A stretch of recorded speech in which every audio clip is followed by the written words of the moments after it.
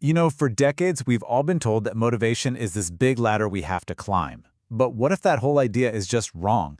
Today, we're going to explore a really powerful and honestly, a revolutionary new way to think about what actually drives us at work. I mean, really think about that for a second. We always use that language, right? Climbing the ladder, reaching the next level. But what if that's the very thing holding us back? What if motivation isn't supposed to be some exhausting uphill battle?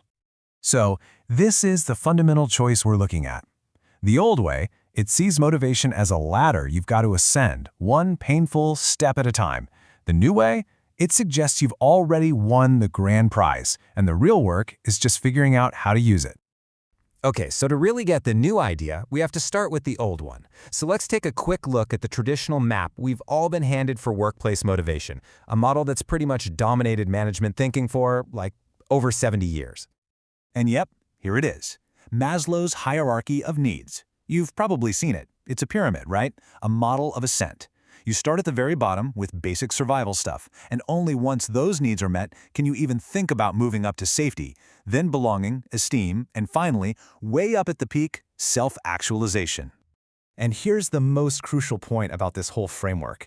It's totally deficit-based. It's a model of becoming. It just assumes you start out with a hole in you. You lack security, you lack belonging, and your motivation is basically just the struggle to fill those gaps and become something you aren't yet.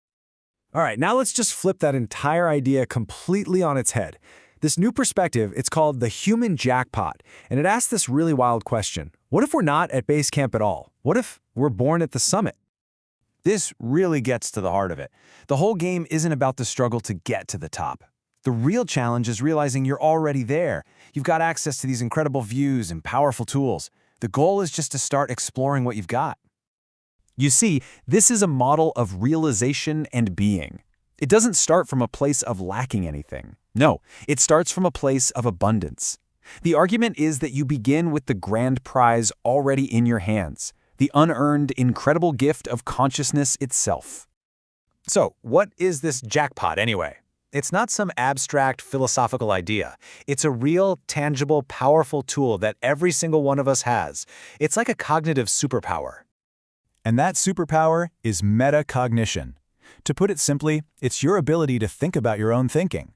It's that little voice in your head that goes, wait a minute, this isn't working. Let's try a different approach.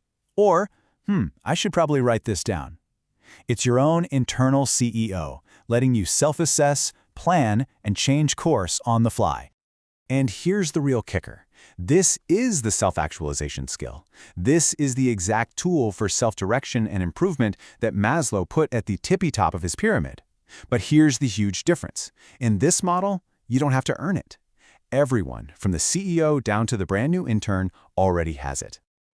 Okay, so we've got these two competing ideas on the table. The classic ladder versus the prize we already have. So, what does that actually look like when you put them head to head? Well, this table just lays it all out, crystal clear. Instead of a ladder, you've got a prize. Instead of starting from a place of what you lack, you start from abundance. And that completely shifts your entire mindset from, I must strive to become something more, to, I already am capable. And that changes everything. For the role of a manager, you're no longer a provider, you're a coach whose job is to unlock what's already there.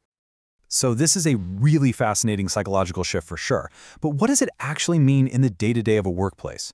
How does recognizing this built-in capability translate into real-world results for a business? Well, the benefits create this incredible domino effect. When you trust that people are already capable, you give them more autonomy. That autonomy then sparks their own internal motivation, the kind that really lasts. And that leads directly to higher job satisfaction. Before you know it, you've got a culture of real agency, and management's focus shifts away from constantly trying to fix people's gaps and toward deploying the amazing gifts they already have. Because here's the simple truth, right? All true motivation is self-motivation. You just can't force it on somebody.